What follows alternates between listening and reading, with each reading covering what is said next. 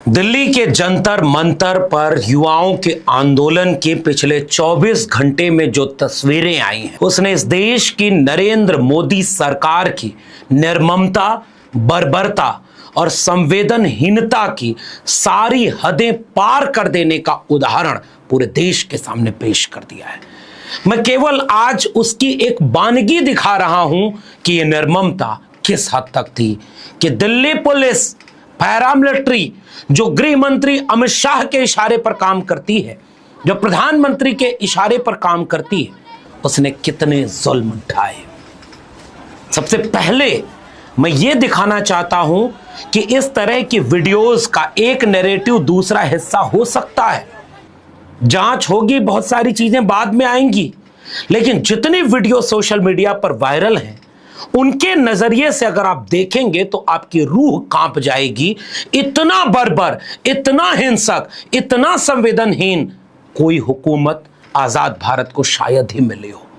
शुरुआत कुछ लड़कियों के ऊपर जो आंदोलन करने पहुंची थी, उनके ऊपर किस तरह से दिल्ली पुलिस ने हमला किया, पैरामिलिट्री ने हमला किया, यह नरेंद्र मोदी की सरकार के नारी शक्ति वंदन का उदाहरण पेश करती है। इस चीखती हुई लड़की को, जिसके मां उसके साथ खड़ी है, गिरती हुई लाठियां देखिए, ये मोदी शाह की लाठियां हैं।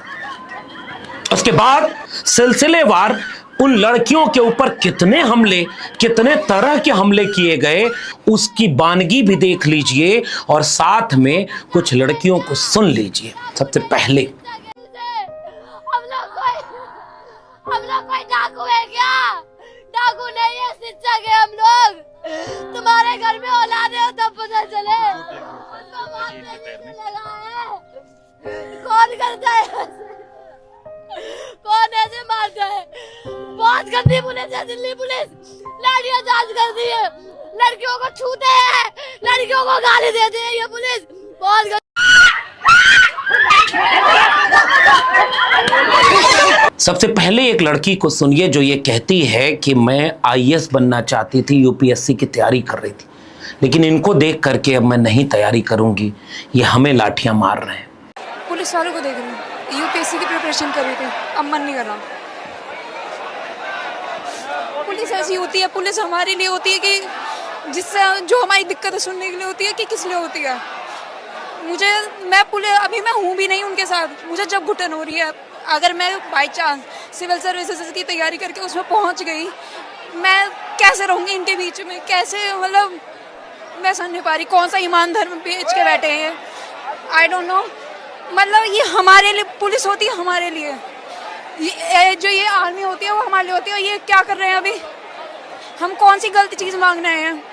एक जेंजी, एक कम उम्र की बच्ची बैठ गई उस पुलिस की लाठियों, आंसू गैस के गोलों और बर्बरता के सामने बेबसी में, और वो क्या कह रही है, इस बहुत कम उम्र की बच्ची की आवाज सुनिए। क्या कहना चाहते हैं आप? क्या संदेश है? कोई इलेक्शन नहीं, हमारी बारी आएगी ना वोट की, किसी को वोट नहीं देंगे। कोई यहाँ पे वोट के लायक नहीं है। हम पीसफुली, हम कुछ नहीं कह रहे हैं। हमें पुलिस वाले बैरिकेड में धक्का दे रहे हैं, यहाँ पे मारा है, कमर पे मारा है। ये कोई बात होती है? हम भी मारे इनको, हम मारेंगे, लाठी चार्ज करेंगे, ये करेंगे, बैठाएंगे, एम्बुलेंस पे जाओ। इसके लिए एम्बुलेंस पे जाओ। हम रेप के खिलाफ लड़ते हैं, इन लोगों ने खुद अभी लड़कियों के कपड़े फाड़े हैं। हाँ। और उसके बाद देखिए कि कितना पुलिस ने मारा, किस तरह से मारा। ये पुलिस घेर करके मार रही थी, और केवल जंतर मंतर पर नहीं, क्योंकि वहां पर हजारों की तादाद में जंतर मंतर, फिर प्रेस क्लब के सामने वाला रोड, फिर उसके बाद रायसीना रोड, फिर दूसरी तरफ पार्लियामेंट स्ट्रीट, वहां से लेकर कनॉट प्लेस तक कहीं पैर रखने की जगह नहीं थी। मेट्रो तक में घुस करके पुलिस ने मारा है। अब एक वीडियो आपको दिखाता हूं जिसमें डॉक्टर्स हैं, और वो डॉक्टर ये कह रहे हैं कि पुलिस ने हमारे ऊपर लाठी मारी। जब हमने ये कहा कि हम डॉक्टर हैं, हमें इलाज करने दो, किसी का यहाँ पैर टूटा है, किसी को चोट लगी है, तो पुलिस वालों ने ये कहते हुए उन्हें पीटा कि तुम्हें बुलाया किसने? डॉक्टरों को जो वहाँ पे मदद करने आए हुए थे उनको मारा है। हमने जब बताया कि हम डॉक्टर हैं तो उन्होंने बोला तो आपको बुलाया किसने है? नीचे ऊपर लेटा हुआ, उसकी हड्डी टूटी हुई है, वो बेहोश पेशेंट के ऊपर चढ़ के गए, उन्हें डंडा मारा मेरी आंखों के सामने। और आप देखेंगे। और इसी बीच खबर आई कि सोनम वांगचुक की पत्नी के साथ भी बदसलूकी की गई, लेकिन एक बड़ी खबर यह आई कि सोनम वांगचुक ने अपना अनशन तोड़ने का फैसला रद्द कर दिया है। पुलिस के लाठीचार्ज और बेरहमी से सारी वार्ताएं धरी की धरी रह गईं। सरकार ने एक मांग नहीं मानी है, एक मांग नहीं मानी है। और पुलिस की बेबस लाठियां तो ऐसे चली कि लिपट कर रोते नजर आए इस देश के नौजवान। कोई गुस्से में खड़े हो गया कि मारो सर, गोली मार दो, तो कोई लिपट कर पुलिस वालों से रोने लगा कि क्यों हमें मार रहे हो, हम इसी देश के बच्चे हैं, हम केवल अपना हक मांग रहे, इस देश की शिक्षा व्यवस्था के लिए हम आंदोलन करने आए। इन तस्वीरों को देखिए और देखिए कि कैसे इस देश के नागरिकों पर इस देश की पुलिस क्या जुल्म ढा रही थी। उसके बाद कई जगह की पूरे दिन की फोटो आई। शाम 4 बजे के बाद स्थिति विकराल हो गई। जहां भी पुलिस वाले किन्हीं लोगों को देखते बेरहमी से लाठियां मारने लगते थे, घेर करके मारते थे। अब कुछ वीडियो देख लीजिए जिसमें बच्चे कह रहे हैं आप इतना मत मारो, भगदड़ हो जाएगी, और उसके बावजूद पुलिस वाले नहीं सुन रहे थे। अरे स्टैम्पीड हो जाएगा, स्टैम्पीड हो जाएगा।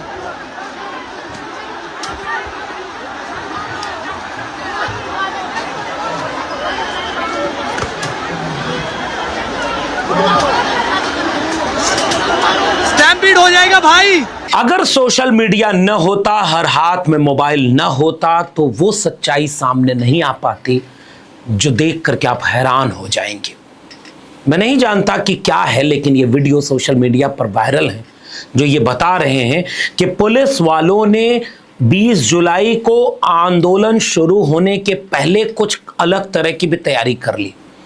और वहां खड़े लोगों का आरोप है कि कुछ टूटी हुई गाड़ियां और पत्थर से लदे हुए ट्रक आंदोलन स्थल के पास पहुंचाए गए थे, इस नियत से कि अगर कहीं हिंसा होती है तो उसके बाद जो दरबारी मीडिया है उसके जरिए ये चलाया जाए कि ये आंदोलन हिंसक हुआ, इसने गाड़ियों को तोड़ा फोड़ा, इसने पुलिस पर पत्थर चलाए। लेकिन पुलिस क्या कर रही थी, जरा कुछ वीडियोस को देख लीजिए।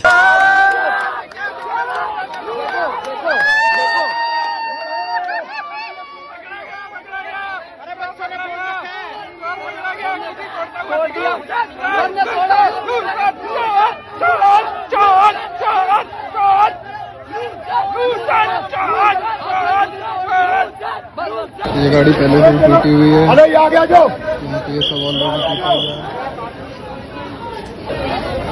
शीशे वीशे तोड़ के मस्त आराम से गाड़ी में बैठे चिल करते हुए पुलिस वाले। और इसके बाद मैं कुछ छोटी सी बानगी दिखा रहा हूं कि मीडिया ने वही काम किया। कल शाम को देश के टेलीविजन चैनलों पर बैठ करके इस देश के युवाओं के इस आंदोलन को, जिसमें कोई हिंसा किसकी तरफ से हुई इसकी कोई वीडियो पुलिस के पास नहीं है, लेकिन टेलीविजन चैनलों के पास है। उन्होंने कहा कि पुलिस के ऊपर पत्थर मारे गए, पुलिस घायल हुई, पुलिस चोटिल हुई, और सीजेपी का खूनी संघर्ष, देश विरोधी संघर्ष, भारत को ये सारे देश विरोधी नेपाल बना देना चाहते हैं, ये सारे देश विरोधी हैं। ये टीवी चैनलों ने कैसी रिपोर्टिंग की, जरा इस देश के नौजवान देखें कि उनके बच्चों ने जब अपने भविष्य के लिए कोई सवाल उठाया तो उसको किस रंग में रंगा जा रहा है कि ये सारे देश विरोधी लोग हैं। नेपाल और बांग्लादेश का उदाहरण दिया जाएगा। इस देश में दुनिया का सबसे बड़ा लोकतंत्र है, अब यही दिन देखना बाकी रह गया है। यही टीवी आप रोज देखते हैं जिनको आपके बच्चों के आंदोलन करते हुए चेहरे देश विरोधी नजर आ रहे थे। खोज खोज करके एक एक बयान कहीं मिल गया, किसी ने कुछ कह दिया, किसी ने कुछ कह दिया, उसके आधार पर उन्होंने रिपोर्टिंग कर दी। माना कि पुलिस वाले भी घायल हुए होंगे, जो नहीं होना चाहिए था। हम जैसे लोग आंदोलनों में हिंसा का समर्थन कतई नहीं करते, लेकिन जितने बच्चे घायल हुए हैं वो कैसे घायल हुए, किसी का पैर टूटा, किसी को चोटें आईं।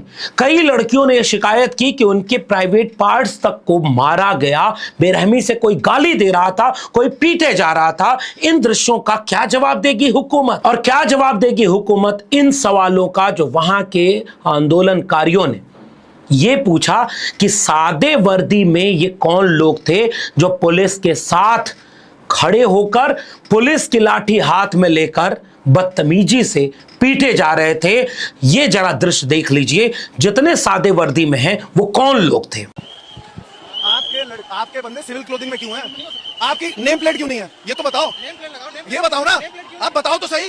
हम नागरिक हैं आपके देश के, आप बता क्यों नहीं रहे हो? आपका कोई कमिश्नर आके बताए। दिल्ली पुलिस बिना बैच के आई है, नकली पुलिस है, ये बिना बैच की पुलिस है। अब ये बीजेपी के गुंडे हैं कि बिना बैच के हैं, ना कोई नाम बोल दिया, समझ में आती। ये सिविल में कैसे मार रहे हैं सर? आप थोड़ा तो देखो। हाँ, सिविल में कैसे मार रहे हैं?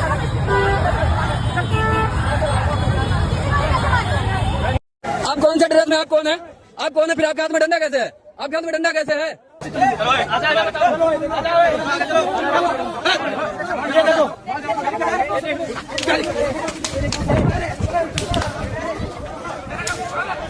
ये पूरे जंतर मंतर ही नहीं, दिल्ली के कई किलोमीटर के इलाके तक फैला हुजूम था जिसको बेरहमी से कुचला गया। ये कोई सीजेपी के बुलाए हुए कार्यकर्ता नहीं थे, किसी पॉलिटिकल पार्टी के लोग नहीं थे। वो होंगे थोड़े से लोग, लेकिन देश भर के वे युवा जो इस देश में शिक्षा को लेकर के जागरूक हो गए हैं, वो अपने आप चल पड़े। गुस्सा उनमें कई साल से भर रहा था। जब उन्हें एक मौका मिला, जब उन्हें एक दृश्य दिखा, जब उन्हें एक प्लेटफॉर्म मिला, वो दिल्ली की तरफ कूच कर गए। तो आपने इतनी बेरहमी, सारी हदें पार कर दी नरेंद्र मोदी और अमित शाह की पुलिस और पहला मिलिट्री ने। यह आने वाले वक्त में किस रूप में जाएगा, अब ये देखना होगा। तानाशाही के जुल्म की इंतहा मैं एक वीडियो में दिखाना चाहता हूं, जिसमें आंदोलनकारियों ने एक लाठी पकड़ी जिसमें कीलें लगी हुई थी। ये टीवी चैनल वाले एंकरों को क्यों नहीं दिखा कि इस देश के युवाओं के आंदोलन को कुचलने के लिए कील लगी हुई लाठी लाई गई थी। लाठी में कील है, देखो, ये देखो, ये पुलिस वाला है, उसके पास ये पुलिस लाठी में कील ले घूम रहा, देख लो भाई, वो भाग रहे, वो भाग रहे, ये भाग रहे। इन कुछ अकेले चेहरों को देखिए जो पुलिस के सामने भिड़ गए। पीठ पर बस्ता, सीने में जुनून।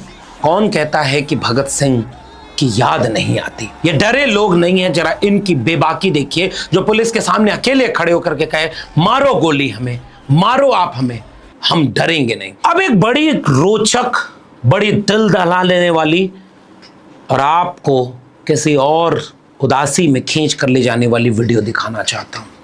ये इस आंदोलन की वो वीडियो है जिसमें एक गरीब घर का, एक किसान परिवार का, एक सामान्य सा मध्य प्रदेश का बच्चा सड़क के किनारे बैठा हुआ था।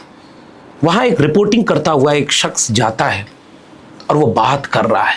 वो अपने टिफिन में मूंगफली भिगोई हुई थी, उसे लिया था, थोड़ा सा अचार, थोड़ा सा गुड़।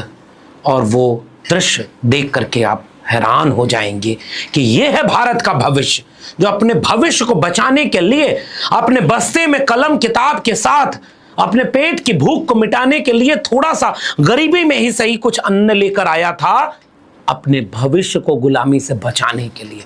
सुनिए मध्य प्रदेश के इस नए युवा को, भारत के भविष्य को। भाई बात कर सकता हूँ? भाई पवन भाई को देख लो एक बार। आप कहाँ से आए हो? एमपी से आए हो? एक बार दिखा दो डब्बा प्लीज। ये है भाई फंडेड प्रोटेस्ट, ये फंडेड प्रोटेस्ट है, अचार के साथ प्याज और मूंगफली। यार मेरे भाई, मेरे दोस्त, मेरे साथी, तुम कितने सुंदर आदमी हो भाई। भाई ये बलिदान दे रहे हो तुम जीवन में, तुम समझ रहे हो किसके लिए? हम सबके लिए। दिस इज सो ब्यूटीफुल भाई। तो क्या मोटिवेट कर गया एमपी से यहाँ आना? कैसे आ गए? ठीक है सर। पढ़ते हो अभी? क्या कर रहे हो? एमकॉम का स्टेज। एमकॉम में हो भाई? यार ये देख के तो मैं हाउस में तोड़ा था। वहाँ का अपना स्पेशल है क्या? नहीं सर, ये मेरा जो था खत्म हो गया था, जो बचा। अरे यार भाई देखो तो यार, इतने प्यारे बंदे आए भाई, इतने प्यारे लोग हैं कि इनको लाठी डंडा से नहीं हरा पाओगे। ये देख रहे हो, जेल की रोटी ज्यादा बड़ी होगी ब्रो, हम उससे भी आगे निकल गए भाई। अब ये आंदोलन किसी सीजेपी या किसी एक दायरे से आगे बढ़कर, शिक्षा मंत्री के इस्तीफे से आगे बढ़कर पूरे देश में शिक्षा व्यवस्था में सुधार के लिए बहुत तेजी से आगे बढ़ रहा है। इसलिए वापस जंतर मंतर पर सब उखाड़ दिया गया। कनॉट प्लेस तक से जंतर मंतर तक, रायसीना रोड से लेकर के पार्लियामेंट्री थाने तक, कोई कोना दिल्ली का ऐसा नहीं था जहां पुलिस की बेरहम लाठियों ने देश के कोने कोने से आए नौजवानों के ऊपर लाठियां नहीं बरसाई। और इसीलिए जंतर मंतर पर लगा मंच उखाड़ दिया गया, सब फेंक दिया गया। फिर भी रात में जंतर मंतर पर बैठ गए आंदोलनकारी।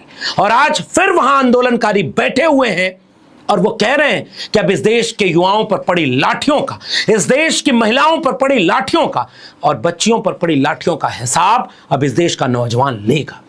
नरेंद्र मोदी और अमित शाह की पुलिस को, उनकी सरकार को अब कम से कम ये देखना होगा कि आने वाले दिनों में इस देश का नौजवान अपने ऊपर पड़ी लाठियों का क्या जवाब देगा। अब इस देश का नौजवान और किसान कलम और किताब के लिए, शिक्षा के बेहतर भविष्य के लिए, अपने ऊपर पड़ी जुल्म की लाठियों के लिए अगर खड़ा हो गया तो मोदी शाह जी, कहीं ऐसा ना हो कि आंदोलन आपकी कुर्सी छीन ले। जुल्म फिर जुल्म है, बढ़ता है तो मिट जाता है, मिट जाएगा ये जुल्म।